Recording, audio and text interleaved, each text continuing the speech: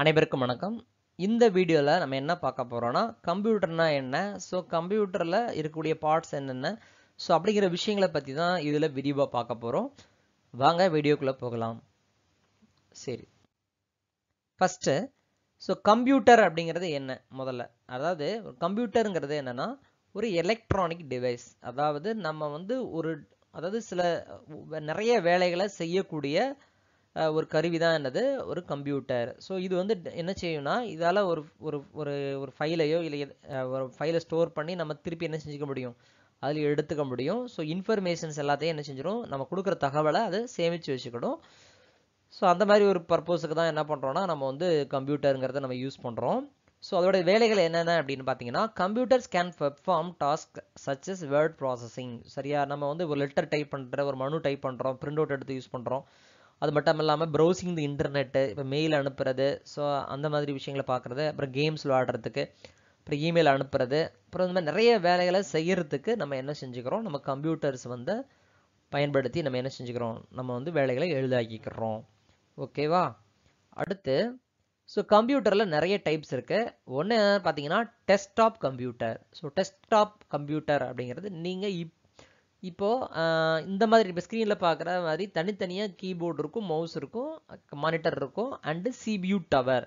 இது பக்கத்தில் இருக்கிறது என்னென்னா சிபியூ டவர் அப்படின்னு சொல்கிறோம். இந்த மாதிரி சிபியூ டவர் இருக்கு இல்லையா? இதெல்லாம் சேர்ந்தது இந்த மாதிரி தனித்தனியாக இருந்துச்சு அப்படின்னா அது டெஸ்க்டாப் கம்ப்யூட்டர்னு சொல்லுவோம். நீ என்ன மாதிரி கம்ப்யூட்டர் யூஸ் பண்ணுறமா, நான் வந்து டெஸ்க்டாப் கம்ப்யூட்டர் தான் நான் யூஸ் பண்ணுறேன் அப்படின்னு சொல்லணும். ஓகே. இதே வந்து லேப்டாப்ஸ் நம்ம யூஸ் பண்ணுறோம். லேப்டாப்பில் எப்படி இருக்கும் அப்படின்னா, உங்களுக்கு எல்லா கீபோர்டு, மானிட்டர் அண்டு மற்ற ஐட்டம்ஸ் எல்லாமே, அதாவது கம்ப்யூட்டர் இயங்க தேவையான கருவிகள் எல்லாமே இந்த ஒரு சிங்கிள் டிவைஸ்க்குள்ளே இருக்கும். இதுதான் நம்ம என்ன சொல்கிறோம்னா லேப்டாப் அப்படின்னு சொல்கிறோம். அடுத்து டேப்லெட்ஸ். சரியா, இதை நீங்கள் பார்த்துருப்பீங்க. ஜஸ்ட் ஒரு மொபைல் மாதிரியே தான் இருக்கும். இதுலேயே நீங்கள் என்ன பண்ணிக்கலாம்னா இன்டர்நெட் யூஸ் பண்ணிக்கலாம், புக்ஸ் படிச்சுக்கலாம், கேம்ஸ் விளாடலாம். இந்த மாதிரி இதுவும் ஒரு டைப் ஆஃப் கம்ப்யூட்டர் தான். அடுத்து ஸ்மார்ட் ஃபோன்ஸ். நம்ம யூஸ் பண்ணக்கூடிய ஸ்மார்ட் ஃபோனுமே என்னது தான், ஒரு கம்ப்யூட்டர் மாதிரி தான். சரியா, ஏன்னா வந்து நம்ம கொடுக்கக்கூடிய வேலைகளை ஈஸியாக செய்யும். அதே மாதிரி நம்ம எதுக்காக பயன்படுத்துகிறோம் அப்படின்னா, ஒருத்தங்க தொடர்பு கொள்றதுக்கும், சோசியல் நெட்வொர்க்கிங், அதாவது வாட்ஸ்அப்பு, ஃபேஸ்புக்கு, இந்த மாதிரி விஷயங்களை நம்ம பயன்படுத்துறதுக்கு நம்ம என்ன பண்ணுறோம்னா ஸ்மார்ட் ஃபோன்ஸை யூஸ் பண்ணுறோம். இது வந்து இது ஒரு டைப் ஆஃப் கம்ப்யூட்டர் தான்.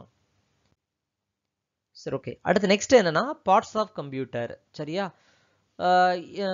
கம்ப்யூட்டர் அப்படின்னு எடுத்துக்கிட்டிங்கன்னா அதில் என்ன மெயினாக இருக்கும், முதல்ல என்ன தெரிஞ்சுக்கணும் அப்படின்னா சிபியு அப்படின்னு ஒரு விஷயம் இருக்கு. சென்ட்ரல் ப்ராசஸிங் யூனிட் அப்படின்னு சொல்லுவாங்க. இது வந்து கம்ப்யூட்டருடைய பிரெயின். சரியா, இந்த பிரெயினோட வேலை என்னன்னா, கம்ப்யூட்டர் வந்து நீங்கள் ஒரு டைரக்ஷன் கொடுத்தீங்க அப்படின்னா அந்த டைரக்ஷனை வந்து எக்ஸிக்யூட் பண்ணுறது. நீ ஒரு வேலையை சொல்கிற, அந்த வேலையை எப்படி செய்யணுங்கிறத நம்ம ஒரு இன்ஃபர்மேஷனை மட்டும் உள்ளே கொடுத்துடணும். அப்போ என்ன பண்ணும், இந்த சிபியு அப்படின்னு சொல்லப்படக்கூடிய அந்த ப்ராசஸர்ன்னு சொல்கிறோம். இந்த ப்ராசஸர் என்ன பண்ணும்னா அந்த வேலையை செஞ்சு முடிச்சிரும். நீ வந்து என்னென்ன செய்யணுங்கிற வழிமுறைகளை அதுக்கு சொன்னால் மட்டும்தான், நம்ம சொன்ன வழிமுறைகளை படித்து பார்த்து அந்த வேலையை செய்ய வைக்கிறது தான் என்னதுன்னா இந்த ப்ராசஸர். இது வந்து ஒரு பிரெயின் ஆஃப் கம்ப்யூட்டர். அடுத்து தெரியும் மானிட்டர். அப்போ ப்ராசஸர் வந்து அந்த ப்ராசஸர் இதுக்கு முன்னாடி பார்த்தோம் இல்லையா, அந்த ப்ராசஸர் வந்து என்ன பண்ணும் அப்படின்னா, நம்ம கொடுக்கக்கூடிய வேலையை செஞ்சு அவுட்புட்டை வெளியே கொண்டு வர்றதுக்கு இந்த மானிட்டரை நம்ம யூஸ் பண்ணிக்கலாம். அப்போ இதில் இமேஜஸ் நம்ம என்னென்ன பண்ணுறோங்கிறத இதில் வந்து டிஸ்பிளே ஆகும். இது மானிட்டர். அடுத்து நம்ம கீபோர்டு. நம்ம டைப் பண்ணக்கூடிய, நம்ம என்னெல்லாம் டைப் பண்ணுறோம், அதுக்கப்புறம் என்னென்ன கமாண்ட்ஸ்னு எனது கட்டளைகள், என்ன வேலை செய்யணுங்கிறத இந்த கம்ப்யூட்டரில் கீபோர்டு வழியாக தான் என்ன பண்ண முடியும், கம்ப்யூட்டருக்கு வந்து டைரக்ஷன் கொடுக்க முடியும். தானாக அது இயங்காது. நீங்கள் ஏதாவது சொன்னீங்கன்னா தான் அது தகுந்த வேலைகளை சிபியூவோட உதவியோட அது செய்யும். ப்ராசஸர்னு சொல்கிறோம் இன்னொரு வார்த்தையில், சிபியூ அல்லது ப்ராசஸர் அப்படின்னு சொல்லுவாங்க. அடுத்த மவுஸு. ஸோ மவுஸ் என்ன பண்ணுறோம், நம்ம வந்து ஒரு இன்ட்ராக்டர், அதாவது மானிட்டரில் தெரியக்கூடிய ஒவ்வொரு கட்டளைகளை ஒவ்வொரு வேலைகளை செய்கிறதுக்கு, ஒரு டிராயிங் வரைகிறதா இருக்கட்டும், ஏதாவது ஒன்று சூஸ் பண்ணுறதா இருக்கட்டும், எல்லாத்துக்குமே மவுஸ் வந்து நம்ம யூஸ் பண்ணுவோம். ஸோ இதில் 2 டைப் இருக்குது. வயர்டு மவுஸ்ன்னு இருக்குது, இல்லை வயர் இல்லாத மவுஸஸ் இருக்குது. ஸோ அப்போது என்ன செஞ்சுருவாங்கன்னா, வயர் இல்லாத மவுஸில் ஒரு டிவைஸ் வந்து அந்த கம்ப்யூட்டரில் பொருத்திடுவாங்க. ஸோ அது என்ன பண்ணும், இது வந்து இன்ட்ராக்ட் பண்ணிக்கும். சரியா? ஸோ அந்த மாதிரி மவுஸ் வந்து 2 டைப்பாகவே இருக்குது. ஸோ பெரும்பாலும் வயர்டு மவுஸ் அதிக இடத்துல இருக்கும். இது லேப்டாப்ஸுக்கு இந்த மாதிரி மவுசஸ் வந்து வயர் இல்லாத மவுசஸ் வந்து யூஸ் பண்ணிக்குவாங்க. அடுத்து மதர் போர்டு. இது வந்து என்ன சொல்கிறோன்னா, நம்ம மனுஷனோட உடல் மாதிரி இது.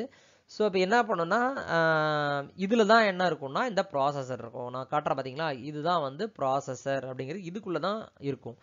ஸோ இந்த மதர் போர்டு தான் என்ன பண்ணுன்னா, இந்த ப்ராசஸர்லேருந்து வரக்கூடிய கட்டளைகள் எல்லாத்தையும் அங்கங்கே பாஸ் பண்ணி என்ன செய்யும், சிஸ்டத்தில் போயிட்டு ரிஃப்ளெக்ட் பண்ணும். ஸோ இந்த மதர் போர்டு வழியாக தான் எல்லா டேட்டாவுமே எல்லா வேலைகளுமே கம்ப்யூட்டர், இது இல்லாமல் கம்ப்யூட்டரே கிடையாது. ஓகேவா? அடுத்து ரேண்டம் ஆக்சஸ் மெமரி. ஒரு இன்ஃபர்மேஷனை டெம்பரவரியாக ஸ்டோர் பண்ணுறதுக்கு பயன்படுத்தக்கூடிய ஒரு கருவி தான் என்னது அப்படின்னா ரேம் அப்படிங்கிறது. ஸோ இது வந்து ரேண்டம் ஆக்சஸ் மெமரின்னு சொல்கிறோம். ஸோ சிபியு வந்து என்னென்ன வேலை செய்யணும் அப்படிங்கிறத டெம்பரவரியாக ஸ்டோர் பண்ணி வைக்கக்கூடிய இடங்கள் தான் என்னதுன்னா இந்த ரேம் அப்படிங்கிறது. இதை நம்ம எப்படி ஈஸியாக நம்ம அண்டர்ஸ்டாண்ட் பண்ணிக்கிறது அப்படின்னா, இப்போ நான் வந்து ஒரு இன்ஃபர்மேஷனை உங்ககிட்ட சொல்கிறேன், உங்களால் ஒரு 1 hour அல்லது 1.5 hours மட்டும்தான் உங்களால் உங்கள் மெமரியில் வச்சுக்க முடியும். அதுக்கு மேலே உங்களால் என்ன பண்ண முடியாதுன்னா, உங்களால் மெமரி பண்ண முடியாது. ஏன்னா உங்களுடைய கெப்பாசிட்டி அவ்வளோதான். சரியா? அப்போ நம்ம என்ன பண்ணுறோன்னா, அந்த டெம்பரவரியாக ஸ்டோர் பண்ணிக்கிட்ட அந்த வேலையை, இப்போ நான் போய் நீ பெயிண்ட் டிராயிங் வர, ஒரு ஒரு ஸ்கொயர் வர, ஒரு ஓவல் சிம்பிள் வர, நோட் பேடில் இதை டைப் பண்ணு அப்படின்னு சொல்லி வரிசையாக நிறைய கட்டளைகளை நான் உனக்கு கொடுக்குறேன் அப்படின்னா, ஸோ அது எல்லாத்தையுமே நீ என்ன செய்கிற, டெம்பரவரியாக தான் உன் மைண்டில் ஸ்டோர் பண்ணி வச்சுட்டு அதை போய் என்ன செய்கிற, செஞ்சுக்கிட்டு இருப்ப. ஓகேவா? ஸோ இதுதான் வந்து டெம்பரவரி மெமரியோட இன்ஃபர்மேஷன். நீ ஒரு இன்ஃபர்மேஷன், ஒரு இன்ஸ்ட்ரக்ஷன், அதாவது கட்டளைகளை நீங்கள் வந்து கம்ப்யூட்டர் கீபோர்டு வழியாவோ ஏதோ ஒரு வழியாவோ நீ ஒரு இன்ஃபர்மேஷனை உள்ளே பாஸ் பண்ணுற அப்படின்னா, எல்லா வேலைகளையுமே என்ன செய்யும், அது வந்து டெம்பரவரியாக ஸ்டோர் பண்ணி தான் என்ன செய்யும், வேலையை செஞ்சுக்கிட்டு இருக்கும். ஓகேவா? அதுக்கு தான் இந்த ரேமுங்கிறத நம்ம யூஸ் பண்ணுறோம். ஓகேவா? சரி, அப்போ என்ன பண்ணுறது? ஸோ அப்போ நான் வந்து எவ்வளோ நேரம் தான் நம்மளால் டெம்பரவரி மெமரியை நம்ம பயன்படுத்திக்க முடியும்? பெர்மனண்ட்டாக ஸ்டோர் பண்ணுறதுக்கு வழியே இல்லையா அப்படின்னா இருக்குது. ஸோ அதுக்கு தான் என்ன செய்யலாம், நம்ம வந்து ஸ்டோரேஜ் டிவைசஸை பயன்படுத்துகிறோம். ஃபார் எக்ஸாம்பிள் வந்து ஹார்ட் டிஸ்க் டிரைவ்ஸ் அல்லது சாலிட் ஸ்டேட் டிரைவ்ஸ் அப்படிங்கிறத நம்ம யூஸ் பண்ணிக்கிறோம். ஸோ இந்த மாதிரி தான் இருக்கும். இது வந்து ஹார்ட் டிஸ்க்கு பழைய மாடல் எல்லாத்தையுமே இந்த மாதிரி தான் இருக்கும். ஸோ லேப்டாப்ஸ்லாம் இந்த மாதிரி டைப்பில் இருக்கும். இது என்ன பண்ணுன்னா, நான் கொடுக்கக்கூடிய இன்ஃபர்மேஷனை நீங்கள் என்ன பண்ணுவீங்க, ஒரு நோட்டில் என்ன செய்றீங்க, நீங்கள் ரைட் பண்ணுவீங்க. ரைட் பண்ணி என்ன செய்றீங்க, பெர்மனண்ட்டாக ஸ்டோர் பண்ணி வச்சுக்கிங்க. தேவைப்படும் போது அதில் நோட்டில் எழுதுனதை வாசித்து உங்களுடைய வேலைகளை நீங்கள் செய்வீங்க. ஆனால் ரேம் அப்படி கிடையாது. அந்தந்த டைமில் மட்டும்தான் மெமரியில் டெம்பரரியாக வச்சுக்கிட்டு வேலை செஞ்சிடும். ஓகேவா? ஸோ இதுதான் வந்து ஹார்ட் டிஸ்க் அப்படின்னு சொல்கிறோம், அல்லது சாலிட் ஸ்டேட் டிரைவ்ஸ். ஸோ இந்த மாதிரி 2 விதமான டிவைசஸ் வந்து, டிவைசஸ்னால் ஒரு கருவிகள் இருக்குது. இதை வந்து பெர்மனண்ட்டாக ஸ்டோர் பண்ணுறதுக்கு இதை நம்ம வந்து பயன்படுத்திக்கிறோம். ஓகே, அடுத்து பவர் சப்ளை. சரி, இப்போ கம்ப்யூட்டர் மதர் போர்டு இருக்குது, ப்ராசஸர் இருக்குது, ரேம் இருக்குது. இந்த ரேம் எதில் இருக்கும், மதர் போர்டில் தான் ஒரு இடத்துல மாட்டி வச்சுருப்பாங்க.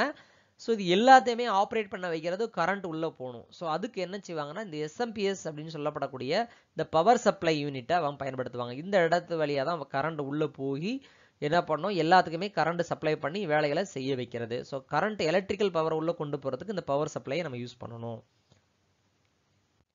ஸோ அடுத்து வந்து பார்த்தீங்கன்னா கிராபிக்ஸ் கார்டு. இப்போ உதாரணத்துக்கு நீங்கள் ஒரு வீடியோ பார்க்குறீங்க, இல்லை ஒரு கேம் விளாடுறீங்க அப்படின்னா, ஸோ எல்லாத்துக்குமே என்ன இருக்கணும், இந்த மாதிரி கிராபிக்ஸ் கார்டு வந்து உங்கள் கம்ப்யூட்டரில் பொருத்தி இருக்கணும். ஸோ இது வந்து கொஞ்சம் காஸ்ட்லியாகவும் இருக்கும். இது பெரும்பாலும் நீங்கள் சாதாரண சிஸ்டத்தில் இந்த கிராபிக்ஸ் கார்டு இருக்காது.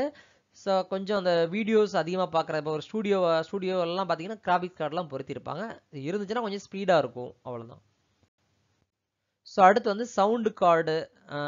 இது வந்து என்னென்னா, உங்களுக்கு இப்போ ஏதாவது ஆடியோ நீங்கள் பாட்டு கேட்கணும் செய்யணும் அப்படின்னா, இந்த கார்டு வந்து கண்டிப்பாக எல்லா கம்ப்யூட்டர்லையுமே பொருத்திருப்பாங்க. நீங்கள் அந்த சிபியூ டவர் இருக்கு இல்லையா, அந்த டவர், அந்த சிஸ்டம் யூனிட் அப்படின்னு சொல்கிறோம் இல்லையா, தனியாக இருக்கும்ல.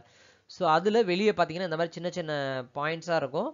ஸோ இதில் போய் நீங்கள் என்ன செஞ்சுக்கலாம், நம்ம வந்து ஆடியோவை நம்ம ஹெட்ஃபோன் வச்சு கேட்டுக்கலாம். ஸோ இந்த மாதிரி இதனால் அது வந்து சவுண்டு கார்டு அப்படின்னு சொல்லுவாங்க. ஸோ இது எல்லாமே வந்து கம்ப்யூட்டருக்குள்ளே இருக்கக்கூடிய பார்ட்ஸ் தான். சரி, வேற என்னென்ன டிவைசஸ்லாம் வந்து கம்ப்யூட்டர்ல இருக்கு அப்படின்னா, கம்ப்யூட்டர் அப்படிங்கிறது என்ன சொல்றோம்னா, ஒரு இப்போ உதாரணத்துக்கு keyboard, mouse and CPU tower, and monitor. So இது எல்லாமே வந்து இதெல்லாம் சேர்ந்தது ஒரு கம்ப்யூட்டர். இது தவிர்த்து வரக்கூடியது என்னதுன்னா பிரிண்டர்ஸ். ஸோ அவுட்புட் டிவைசஸ், அவுட்புட்னா வெளியே அனுப்புறது.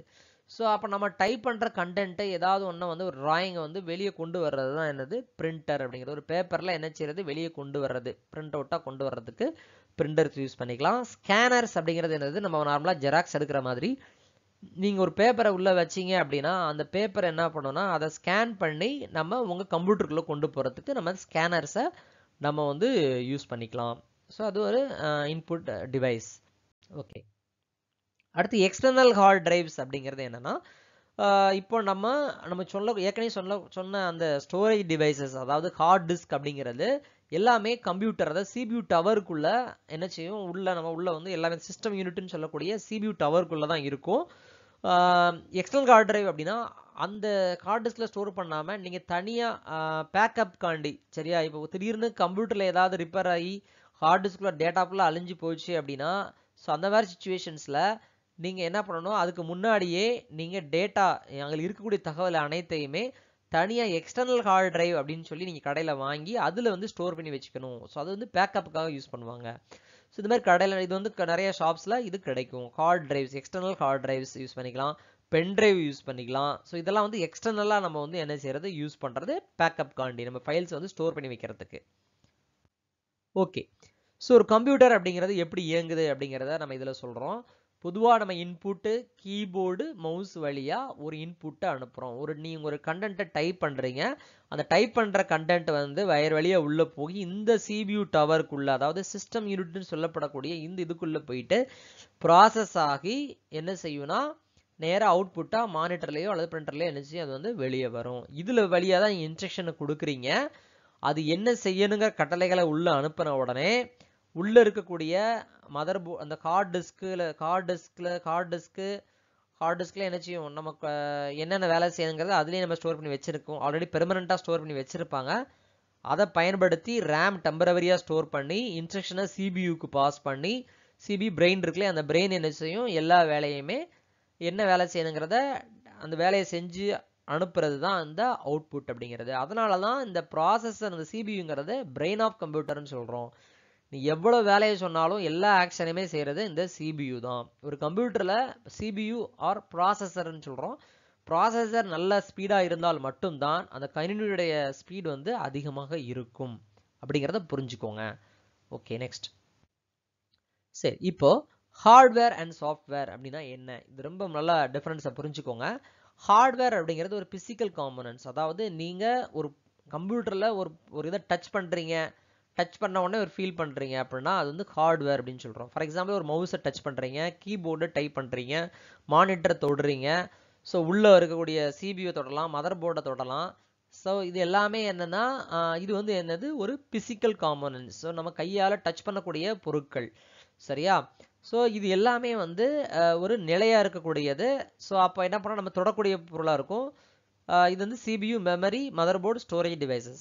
இதில் வந்து பார்த்தீங்கன்னா இன்புட் டிவைசஸ், அவுட்புட் டிவைசஸ் இருக்கு. இன்புட் ஆல்ரெடி சொன்னேன், கீபோர்டு, மவுஸ் எல்லாம் இன்புட் டிவைசஸ்.